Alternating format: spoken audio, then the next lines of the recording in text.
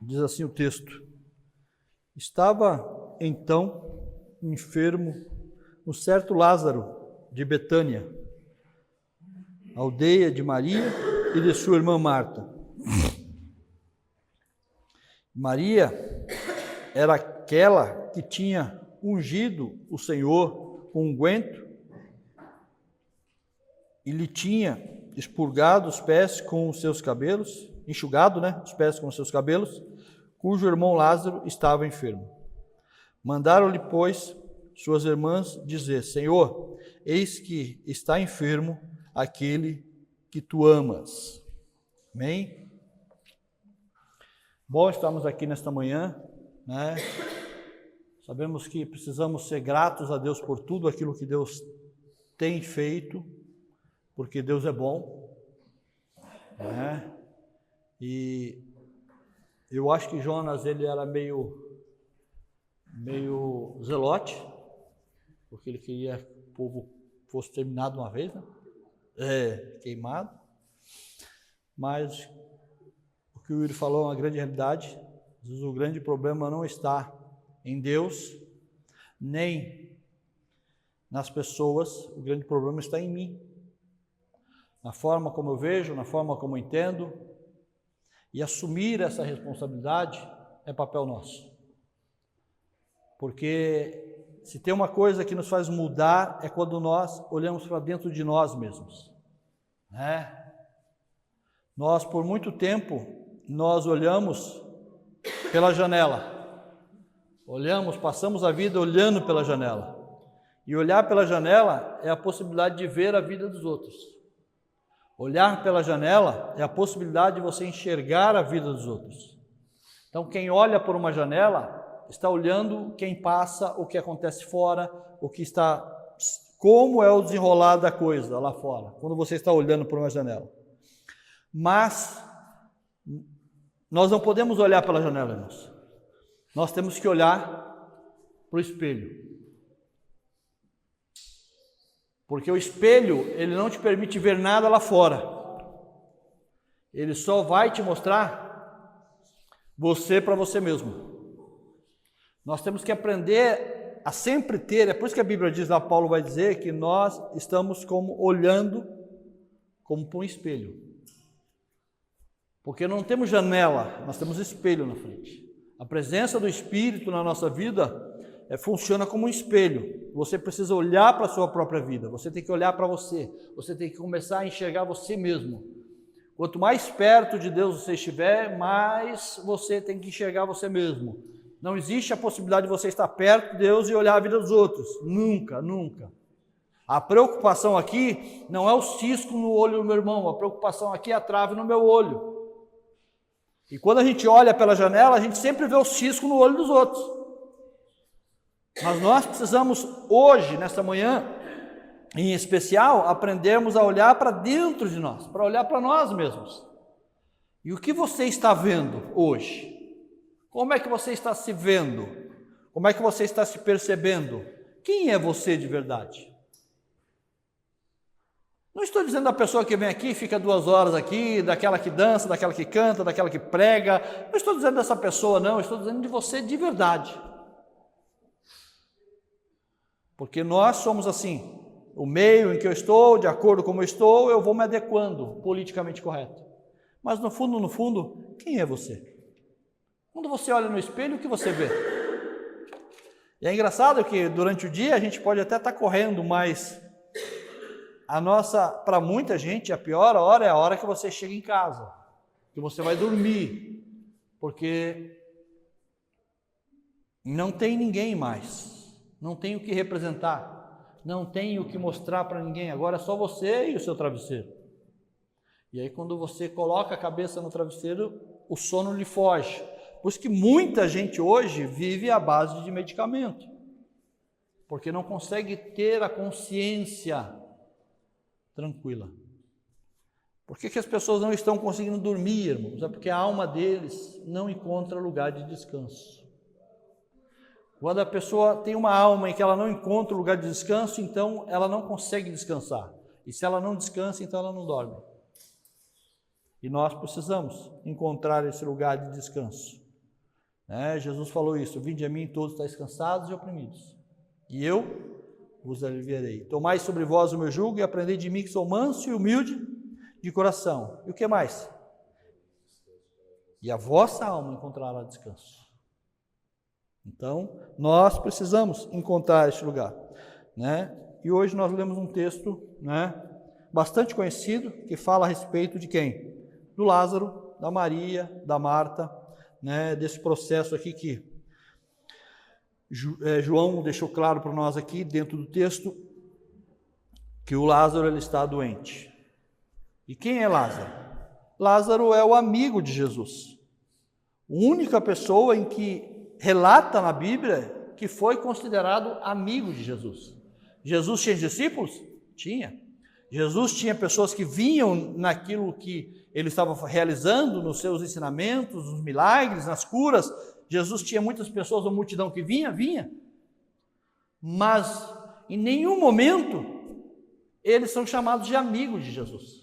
Mas o Lázaro, eu não sei porquê, ele tinha uma relação diferente com Jesus, que a Bíblia o chama de amigo. Ele era amigo de Lázaro, Lázaro era amigo dele. E é interessante a gente pensar nisso, porque Jesus tinha uma multidão em volta, sim ou não? Sim.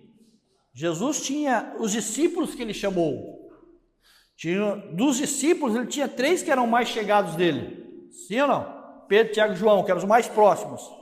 Dos 3 que eram mais chegados, Jesus tinha 12 discípulos, dos 12 ele tinha 3 que eram mais chegados dele, dos 3, só um conseguiu reclinar no seu peito, que é João, que é amigo, que é considerado amigo também dele, Mas só um é chamado de amigo dele, e que não é discípulo, é o Lázaro, que não faz parte dos 12, é o Lázaro. Então significa o quê? Primeiro, que nós precisamos aprender uma coisa na vida.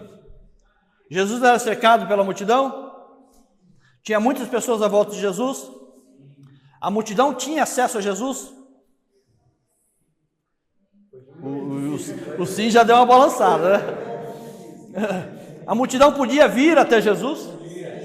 Eu vou ajudar vocês. Quem pergunta sai, pessoal. Vai, mas não vai. A multidão podia vir até Jesus? Podia. Lógico, não estava proibido de vir até ele. Mas a multidão vinha até Jesus. Mas na realidade, Jesus não se entregava à multidão. A primeira coisa que a gente aprende aqui é que você pode estar cercado de muitas pessoas, mas não significa que você precisa aprender a não se entregar às muitas pessoas.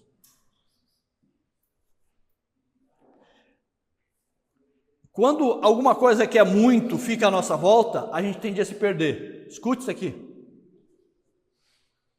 Quando alguma coisa na nossa vida começa a vir muito, toma cuidado para não se perder. Isso é em todas as áreas, tá? Muito trabalho, muito dinheiro, muita preocupação. Tudo que é muito, que está vindo, se você não toma cuidado, esse muito vai fazer você se perder. Muita ansiedade. Tudo que está vindo muito, está vindo, muito problema. Tudo que está cercando você, que se chama multidão, que é muitos, se você não tomar cuidado para dar um passo para trás e deixar o muito um pouco distante de você, fatalmente você vai se perder, como muita gente já se perdeu nessa caminhada. Porque a gente não consegue administrar o muito.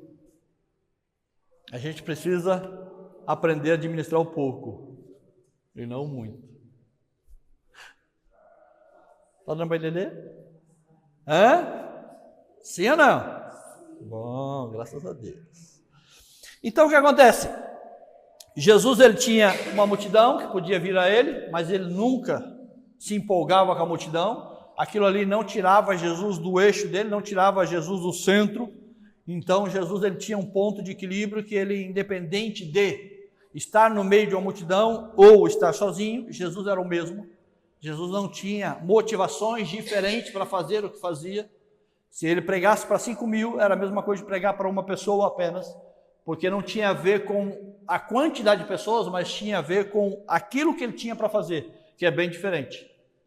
Então, volto a dizer, o problema está onde? O Yuri levantou aqui, o problema está em mim. Como eu vejo, como eu enxergo e as minhas motivações. Porque Jonas se recusou a pregar lá em Nínive. Por quê? Porque o preconceito estava dentro dele. Porque ele sabia que aquela cidade era uma cidade que matava profetas. Ele sabia disso. Então ele diz, não, esse povo aí não. Não, esse povo não. E muitas vezes isso acontece conosco, em todas as áreas da nossa vida. E aí Jesus tem 12 discípulos que ele chamou. Dos 12, 3 eram mais chegados, mas os mais chegados, só Lázaro era considerado amigo dele. Então aprenda a ter critério com quem tem acesso à sua vida. Aprenda a ter filtro com quem acessa a sua vida. A minha vida e a sua vida não pode ser dada ou mostrada para qualquer um. Tenha filtro. Qual que é o nosso problema hoje? É que você pensa que todo mundo é seu amigo.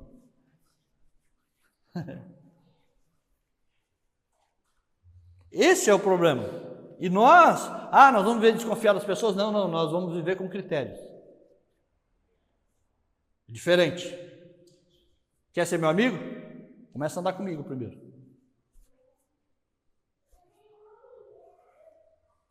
Começa a andar comigo. Seja seletivo. Mas olha o que nós fazemos. As pessoas se perdem. Por quê? Porque querem ser aceitas. Fique tranquilo, você já foi aceito, tá? Eu já fui aceito também. Nós somos aceitos na família de Deus, então a aceitação já houve para nós. A grande dificuldade é a gente entender o que aconteceu conosco para hoje vivermos na vida que nós estamos vivendo ou na terra que nós estamos vivendo. Esse é o nosso grande problema. E o que acontece? Jesus era seletivo? Era muito seletivo. Entendeu? Jesus era muito ligeiro com tudo que estava acontecendo à volta dele. Só que o texto narra para nós que quem fica doente? O Lázaro. E quando mandam... Você falou? Eu vi um sussurro. Foi tu que falou? Quando mandam avisar a Jesus, olha como que mandam avisar Jesus. O versículo 3 diz o que? Mandaram, pois, suas irmãs dizer o que para Jesus?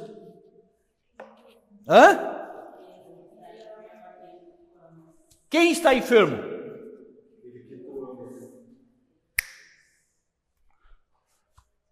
Seguinte, falem para ele que o Lázaro, é o Lázaro, aquele que tu amas, está doente. Por quê? Porque parece que Jesus vai ter que dar uma importância maior para o Lázaro agora. Porque afinal de contas é o seu amigo, é aquele que você ama. Os outros não, mas esse aqui é especial, né? Mas o texto mostra uma outra coisa para nós. Legal, né? Que a gente muitas vezes não vê, que passa assim despercebido, né? Quem é que está doente? O Lázaro, que Jesus ama. Então significa o quê? Que quem é amado por Jesus também fica doente. Graças a Deus. Não é porque ele me ama que eu não vou passar por algumas coisas dessa vida. Não é porque ele me deseja, que ele gosta de mim, que eu tenho um relacionamento com ele, que eu vou estar livre de algumas mazelas dessa vida. Então o texto é muito claro. Até quem Jesus ama fica doente. E o fator dele me amar não me isenta das coisas. Mas também não acelera o céu. Olha que coisa legal. Não acelera o céu. Por quê? Quem está doente é o Lázaro. Jesus ama o Lázaro? Lógico que ama. E ele vai lá? Vai, mas em que tempo? No tempo de Deus. Uma outra coisa que a gente aprende. Por ele me amar, ele virá. Em que tempo? No tempo certo. Exatamente. Porque a gente acha, não, porque ele me ama, eu sou filho dele, nós estamos aqui, não, ele vai ter um olhar diferente para mim. Vai! Mas isso não move o céu em nada. Porque o céu não é movido dessa forma. Ele chegará na hora certa, no tempo certo, na minha vida e na sua vida. Sabe por quê? Porque ele me ama. O texto está muito claro. Porque Lázaro era o amigo dele. E aí vai discorrer algumas coisas importantes para nós, né? Jesus vai demorar um pouquinho, né? Para chegar lá, né? 4 dias. Nós já estudamos isso. Por que Jesus vai demorar 4 dias para chegar lá, né? E nós sabemos que existia 2 grupos que estavam acompanhando Jesus nessa trajetória, ou estavam acompanhando na caminhada, ou foram para lá também de alguma forma. Que era quem? Os fariseus e os saduceus. E qual que era a crença, uma das crenças básicas dos fariseus? E qual que era a crença básica dos saduceus? Vamos lá. Os fariseus criam o quê? Que existia a ressurreição, né? Não criam? Criam. Mas e os saduceus? Não criam. Não criam em ressurreição. Só que a ressurreição que os fariseus acreditavam era qual? Que o Espírito ficava pairando sobre o corpo até 3 dias. Ali, próximo. Até 3 dias o Espírito ficava ali. A alma, vamos pensar assim, a alma ficava ali. Então, pode ser que durante 3 dias o milagre pudesse acontecer. Mas Jesus vai chegar lá em que momento? No 4º dia. Para que os saduceus entendessem que ressurreição existe, eles não acreditavam, então eles teriam que ver uma ressurreição. E para os fariseus entender que a ressurreição existia, não porque o Espírito estava pairando até o 3º dia, porque já seria o 4º dia, porque o milagre acontece independente de dias, não tem essa coisa de dias. Então, uma doutrina e outra cairia, as duas cairiam por terra, né? E aí, então, a notícia vem para Jesus de que o Lázaro que estava doente, o que aconteceu com ele? Ele morreu. Não foi isso? Mas Jesus fala no versículo 4 que essa enfermidade não era para a morte, mas para a glória de Deus, para que o Filho do Homem seja glorificado por ela. E aí nós já sabemos o caso. Lázaro, vem a notícia para Jesus que Lázaro morre, mas Jesus se dirige lá a si mesmo, porque ele falou que essa enfermidade não era para a morte, e Lázaro morreu. Então Jesus parecia que ele estava meio se contradizendo naquilo que ele estava falando, mas Jesus segue até lá, vai até o lugar, e aí quando chega, ele pergunta onde colocaram Lázaro. Eles mostram para Jesus onde foi colocado Lázaro, e a Bíblia diz que Jesus chorou, né? Jesus chorou, ele chora, né? Ele chora ali naquele momento, né? Quando ele pede para ver, ele vê o lugar e ele chora. Tranquilo? E aí Jesus manda fazer o quê? Vamos lá? Deixa eu só pegar aqui o texto para a gente ler.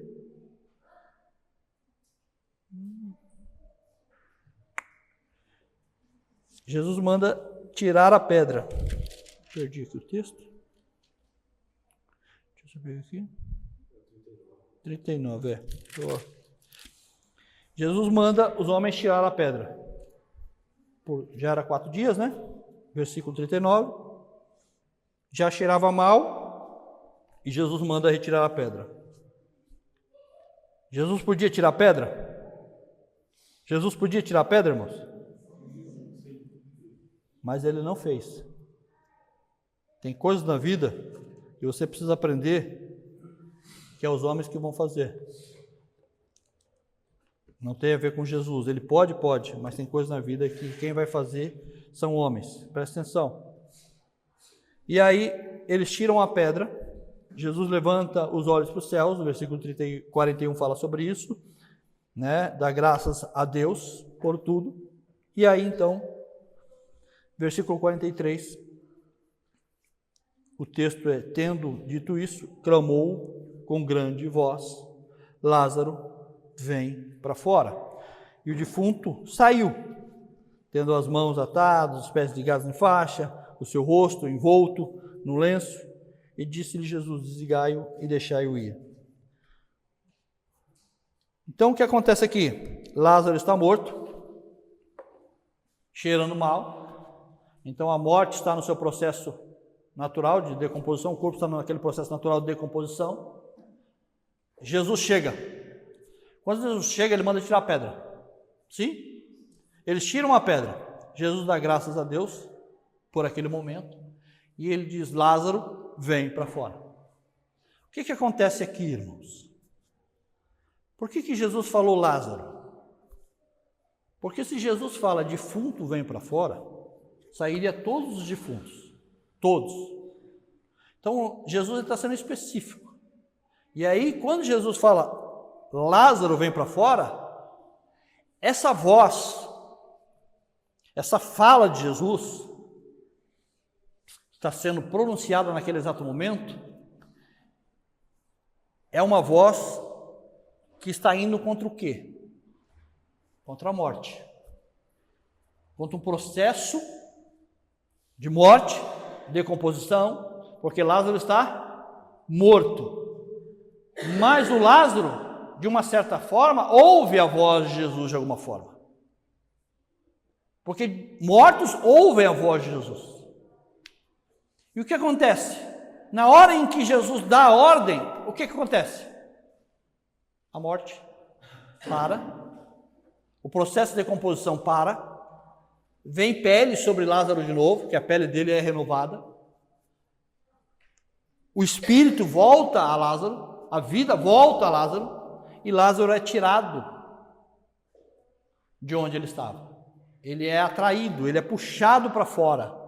Então Lázaro estava lá dentro, presta atenção aqui, como isso aqui é sério, presta atenção. Lázaro estava lá dentro, estava morto, mas quando Jesus falou, esse processo acontece lá dentro, pele, espírito volta, entra nele, vida entra nele, e ele sai de lá e vem para fora. Tranquilo? Tudo bem até aí, gente? Preciso abrir um parênteses aqui para a gente entender algumas coisas. O que está acontecendo hoje? Hoje nós estamos vivendo um tempo em que a voz, a palavra, não é mais suficiente. A palavra não é mais suficiente. Essa palavra ela não é capaz mais de buscar o homem, restaurar o homem, transformar o homem. Hoje nós precisamos de subterfúgios, nós precisamos de amuletos, nós precisamos de coisas alternativas. Então hoje não é mais só suficiente pregar essa palavra. Hoje nós precisamos de uma cura interior. Hoje nós precisamos regredir, hoje nós precisamos voltar lá atrás, nós precisamos curar os nossos males, os nossos traumas lá do passado, para que a gente tenha uma vida em Cristo. Afinal de contas, talvez você viveu numa casa e essa casa que você viveu tinha lá uma maldição hereditária, que se fala muito disso, né? E aí é um ciclo em que todo mundo morre de alguma forma, mas se você está na igreja, agora você precisa de uma libertação, então você precisa voltar lá atrás, regredir, para corrigir isso, para que tudo dê certo aqui.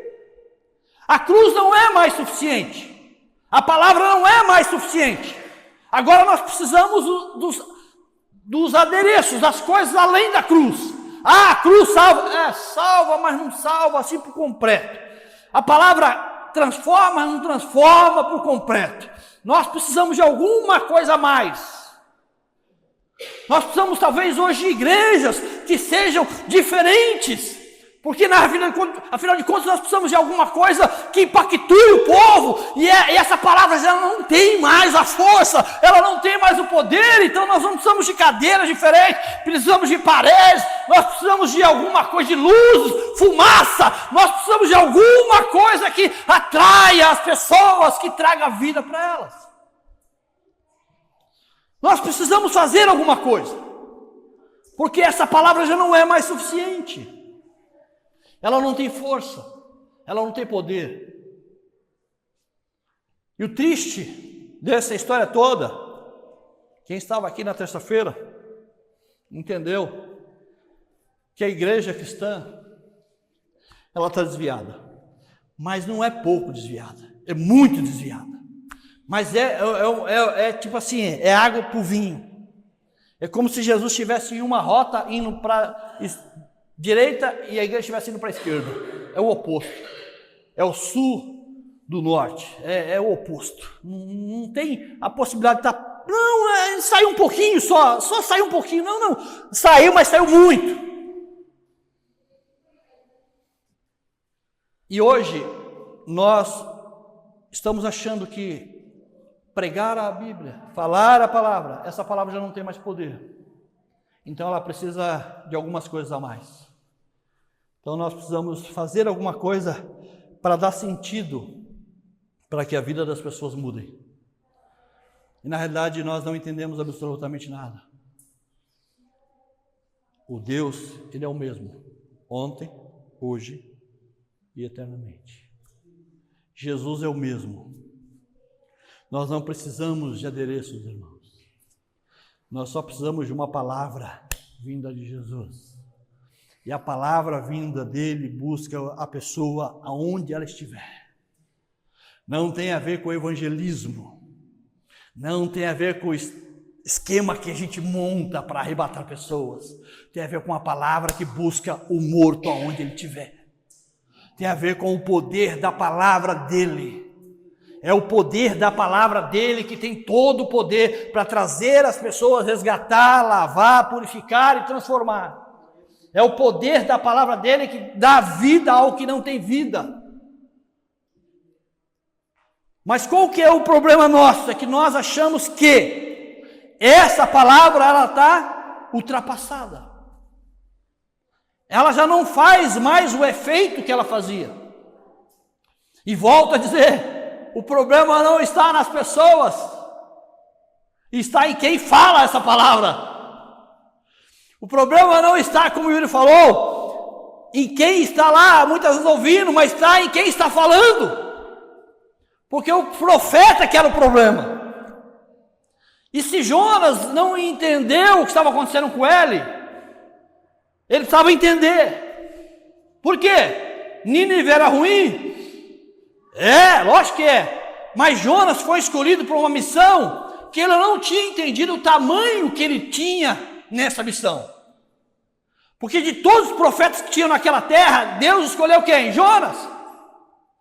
Mas Jonas, Deus daria uma palavra, entenda isso aqui. Isso não tem a ver com Jonas, nem comigo, nem com você, mas tem a ver com aquele que dá a palavra.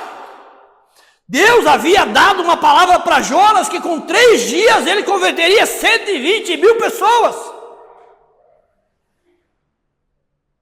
Mas qual que é o problema? Jonas achou que essa palavra não tinha nenhum sentido para aquele povo. Achou até que se ele pregasse, o povo ia se arrepender. Mas Deus estaria sendo injusto. E aí quando ele vai para Nínive, ele fica no lugar, ele deita debaixo do sei lá o nome dessa... isso aí, E aí, quando ele acorda, que ele deitou na sombra, né? Ele acorda, o sol está na cara dele, ele toma um susto, né? Fica com dó da planta. Puxa, a vida tão bonita ontem, fazendo sombra, hoje está seca, morta. Aí Deus diz, Jonas, você tem misericórdia de uma planta que você não plantou, que você não regou, que você não deu, não criou. Como é que você não tem misericórdia de 120 mil pessoas que gerei eles? Isso é muito a ver conosco. Nós temos misericórdia, né, Vi? Do gatinho que foi no seu pé. Tão bonitinho, mas não tem misericórdia. Nós somos assim, seres humanos terríveis.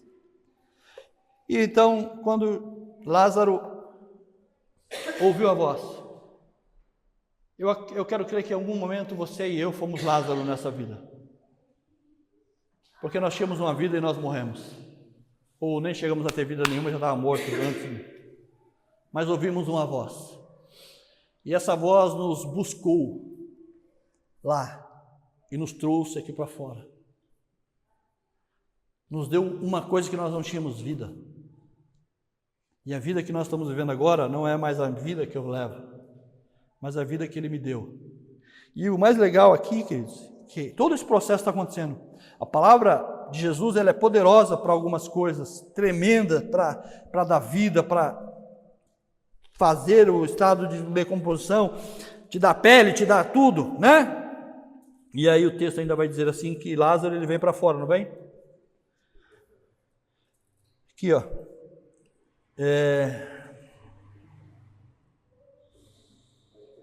44. E o defunto saiu.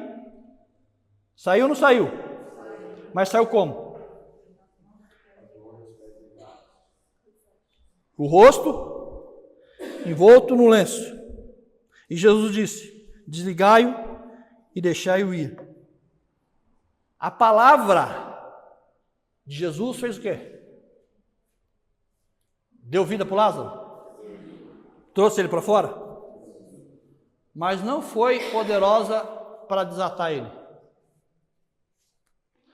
Então é por isso que a gente precisa da libertação. Aí, tá vendo? Aí, tá vendo? A palavra não é suficiente para isso, né? Por isso que a gente precisa da cura, da libertação.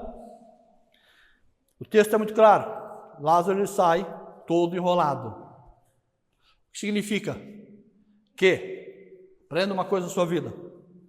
O fator de Jesus ter te salvado, o fator de você ter ouvido a voz dele, o fator dele ter te resgatado do lamaçal, do pecado, tirado você como ele me tirou, não significa que nós não saímos enrolados.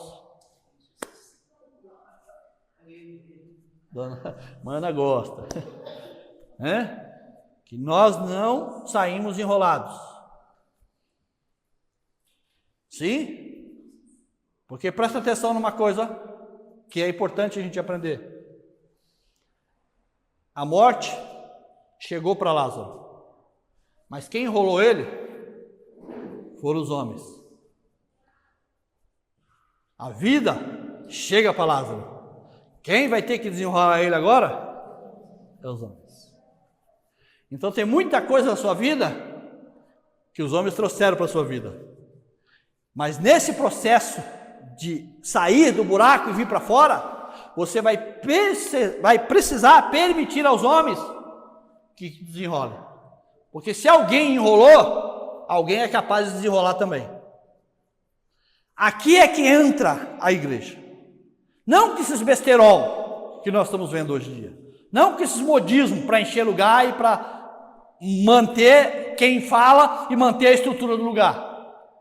Mas uma igreja séria, que foi estabelecida na terra com o único propósito de saber que um dia eu estava morto, vim para cá e Deus usou pessoas para me ajudar, para que eu pudesse caminhar livremente. E esse processo que foi feito comigo, devo fazer com os outros agora também, porque muitas pessoas virão enroladas para o nosso meio, para que a gente possa ajudá-los a desenrolar, ajudá-los a caminhar, ajudá-los a prosseguir. É por isso que o texto lá de Hebreus é claro, diz que nós estamos rodeados de uma grande nuvem de testemunha, deixemos todo o quê? Todo embaraço. Para quê? Para que a gente possa correr uma carreira. Então tem muita coisa na sua vida que não é pecado, mas é embaraço. E todo embaraço chega antes da queda. Tudo aquilo que nos embaraça dificulta a nossa caminhada. Por isso que nós somos hoje da igreja de Cristo. Essa igreja que anda livre, ela anda com o papel de desembaraçar pessoas, de desenrolar. Por quê? Porque quando você tem um contato com alguém que é de Deus, a ideia é que essa pessoa lhe ajude na caminhada. E para lhe ajudar na caminhada, ela vai começar a te desembaraçar. Mas para te desembaraçar, você vai ter que permitir que ela faça isso. E esse que é o grande problema, que a gente não quer ser confrontado com algumas coisas, a gente não quer ouvir algumas coisas, porque nós achamos que, Jesus já fez a obra na minha vida. A palavra já me alcançou e agora eu sou uma nova criatura. Até entendo que você seja uma nova criatura, só que Tem muita coisa que precisa ser desembaraçada. E o desembaraço não é assim, ó. Já tentou desembaraçar alguma coisa? Não é um processo fácil. Você tem que achar a ponta, puxar com calma, paciência, tem hora que começa a se irritar porque não dá certo, aí você volta, dá vontade de jogar, embaraçar tudo de vez logo uma vez, aqui não vai. Tem embaraço na vida que não é, o processo não é fácil, mas é necessário. Então, tá vendo essa pessoa que está do seu lado hoje aí? Terra, manto, mistério. Tá vendo aí? Não é para você se embaraçar cada vez mais. É para lhe ajudar a desembaraçar. Tem gente que parece que embaraça mais o negócio. Então, quando Deus dá uma mulher para o homem, não é para embaraçar ele, nem ele embaraçar ela. É para ambos desembaraçarem um ao outro. E a gente, por que vive no embaraço? Porque a gente gosta do negócio.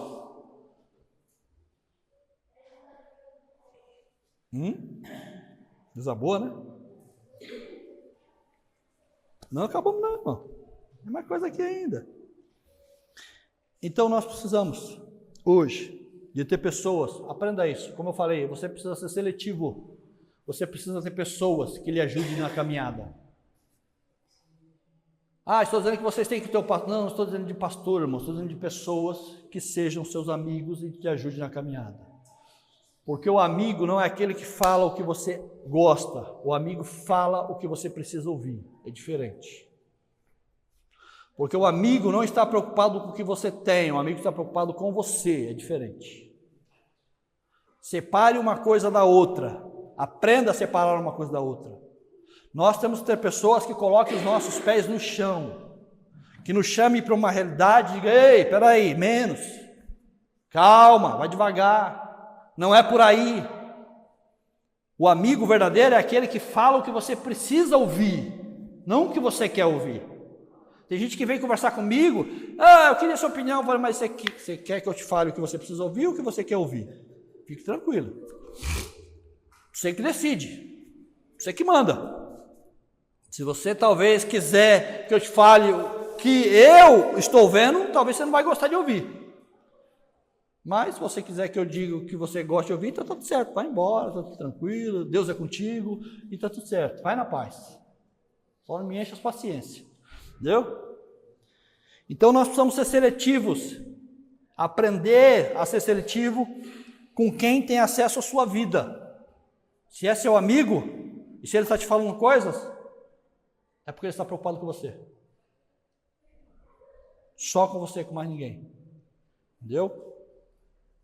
E amigo se conta nos dedos. E vai sobrar dedo nessa história, viu? E vai sobrar dedo. Porque se Jesus, que era Jesus, só tinha um que ele chamava de amigo, não, eu tenho um monte de amigo. Não, tem uma coisa de errada nessa história aí. Não pode ser que você tenha um monte de amigo. Não pode ser.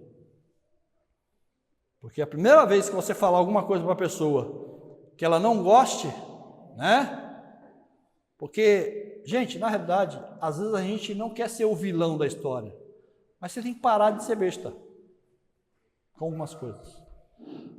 Porque não importa a opinião da pessoa a teu respeito, importa a sua verdade diante de Deus. E por muitas vezes a gente não quer falar alguma coisa para a pessoa não ficar chateada, porque, puxa vida, né? É amizade e tudo mais. Mas o verdadeiro amigo, ele fala o que tem que ser falado. Goste ou não goste. E tem gente que não gosta de ouvir. Pede, mas não gosta. Entendeu? E aí, a quem você quer agradar? A Deus ou aos homens?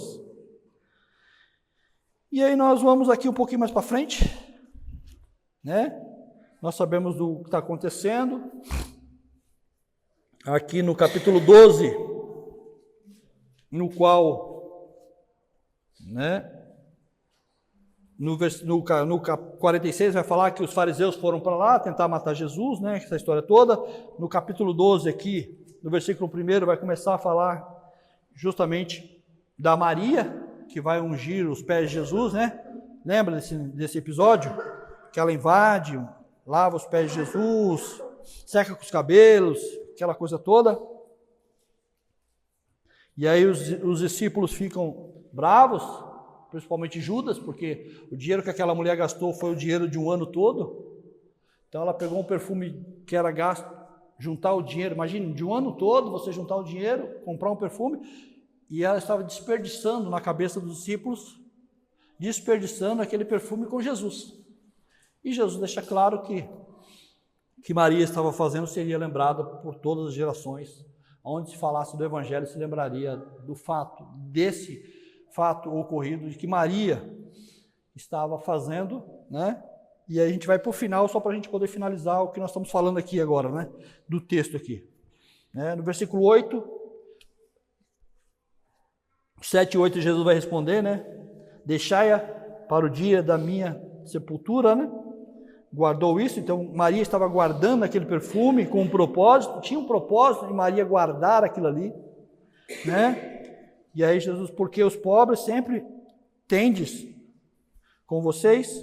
E aí versículo 9 diz assim: e muita gente dos judeus soube que ele estava ali, e foram não só por causa de Jesus, mas também para ver o Lázaro, quem ressuscitara dos mortos. E os principais dos sacerdotes tomaram deliberação para matar também Lázaro, porque muitos judeus, por causa dele, iam e criam em Jesus. Os fariseus estão indo para lá, mas tem muitos judeus que também estão indo. E o texto ele é engraçado, porque o texto ele mostra para nós o seguinte, que o Lázaro tinha acabado de ser ressuscitado por Jesus, sim ou não? Mas os fariseus já estavam com a liberação para matá-lo de novo. O Lázaro ia morrer de novo, porque os caras estavam lá procurando um meio para poder matar o Lázaro de novo, né? E o Lázaro ia se lascar no final da história, né? Nem tinha ainda curtido um pouquinho essa nova vida dele, né? Mas já tinha um plano de morte para Lázaro. E o texto ele diz que muitos judeus souberam que ele estava ali e foram, mas não foram lá só por causa de Jesus, foram lá por causa de quê? Por causa do Lázaro.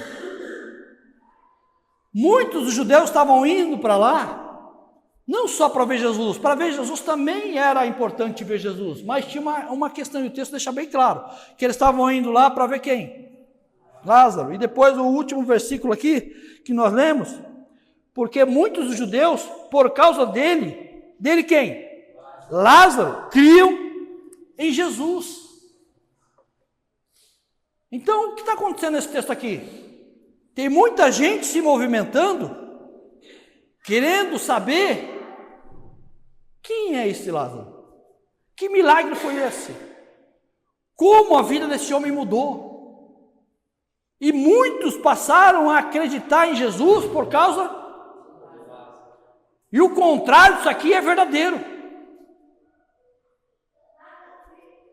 Se muitos se chegaram a Jesus por causa de uma vida que foi impactada pela palavra de Jesus sobre ele, de transformação e mudança, se muitos passavam a acreditar em Jesus através dessa vida, o contrário disso também é verdadeiro. Se muitos não estão acreditando naquilo que você diz ser impactado por Jesus, tem alguma coisa errada. Se muitos não se achegam a Jesus, é porque o coração deles é duro, é porque Jesus não muda mais a vida das pessoas, ou é porque o Lázaro já não é mais o Lázaro, ou ele pensa que é e não foi nem um dia. Ou o testemunho de vida dele não promove absolutamente nada dentro do reino de Deus. Ou a vida que ele leva não traz as pessoas para perto de Jesus. Porque agora tem um Lázaro no meio do caminho. E as pessoas estão vindo porque eles ouviram a história do Lázaro. Eles ouviram que alguém falou alguma coisa sobre o Lázaro. Sabe que esse Lázaro foi aquele que Jesus ressuscitou. Então vamos lá ver. Mas o Lázaro está onde? Próximo de Jesus.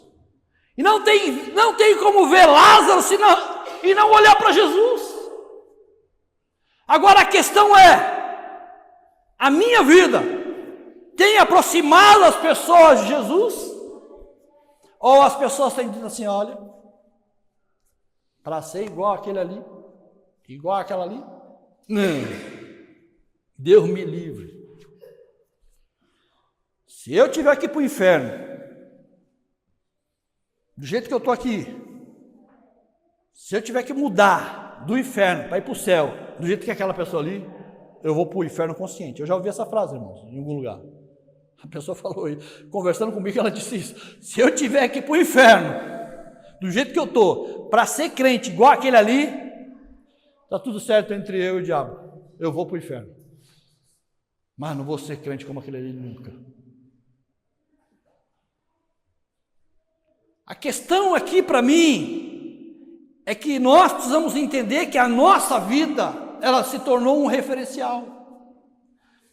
E Lázaro caminhava todos os dias com uma coisa nas suas costas, vamos colocar assim, para você entender. Como se tivesse uma escrita sobre ele. Eu sou um milagre de Deus. Quando vocês quiserem saber sobre o milagre, olhem para mim. Eu estava morto.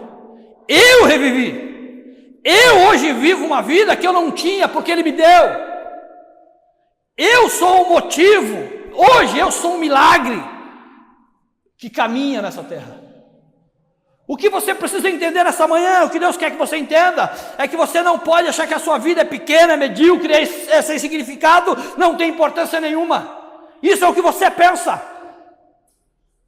Mas o milagre que aconteceu sobre a sua vida, Deus quer que você entenda que você é um milagre ambulante, você não vive de milagre, você é o milagre. E as pessoas não precisam ver curas, milagres, essas coisas besteiras, elas precisam olhar para a sua vida.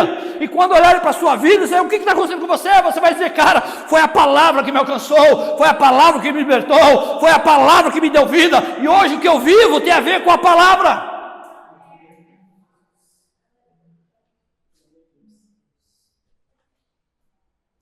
A nossa vida tem que ser uma fonte que aproxime as pessoas de Jesus.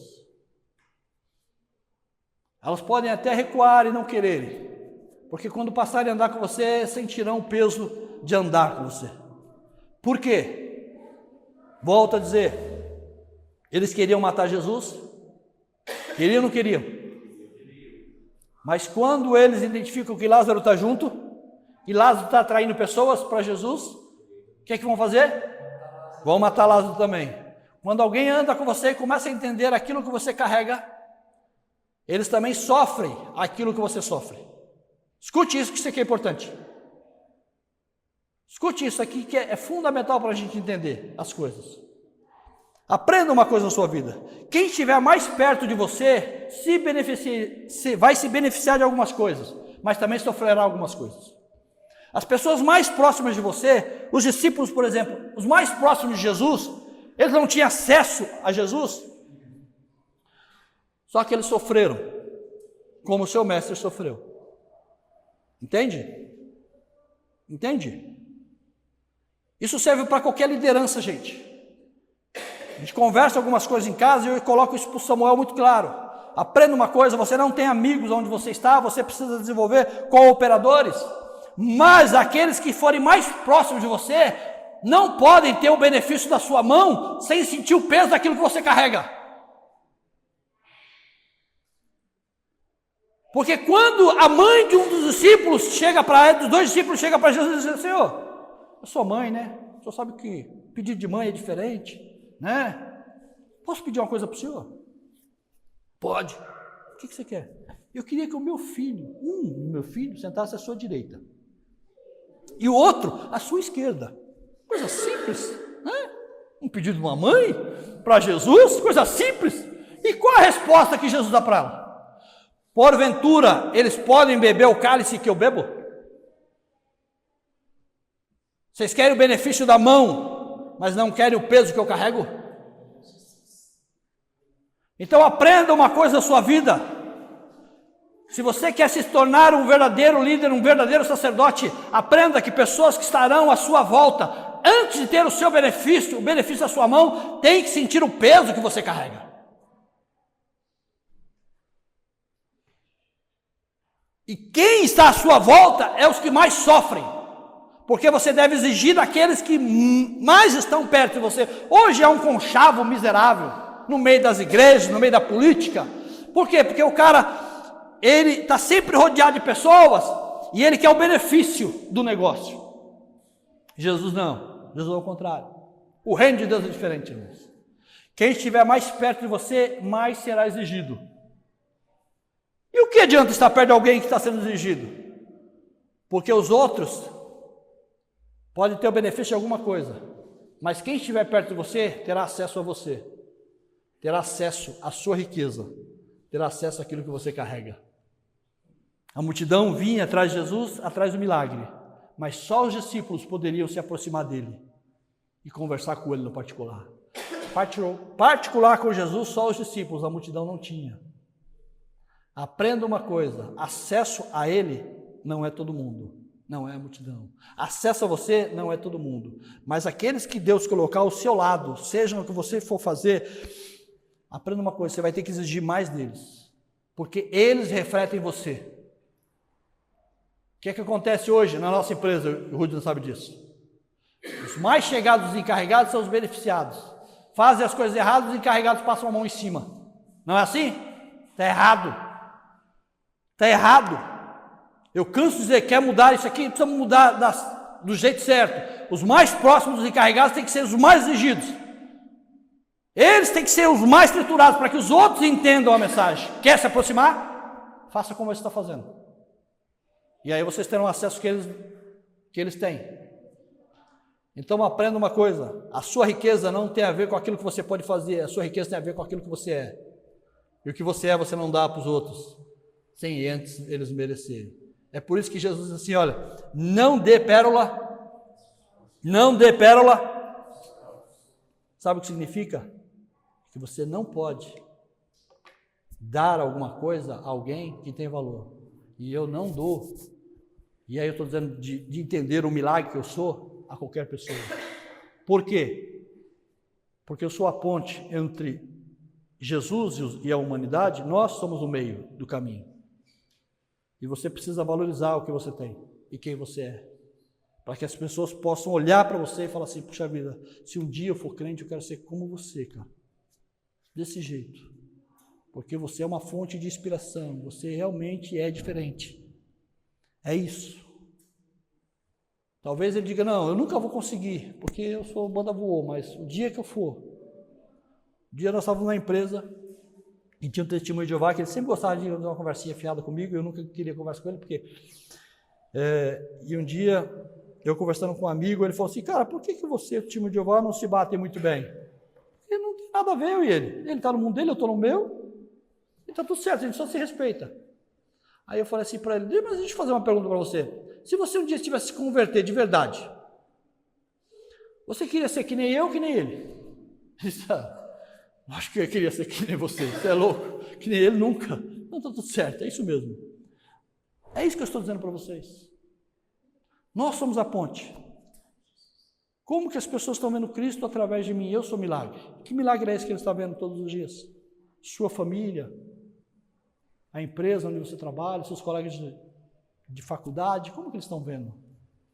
Seu vizinho, que milagre é esse que eles estão vendo? Talvez eu esteja aproximando eles, ou talvez esteja distanciando eles. Amém, queridos? Se coloque de pé, vamos orar.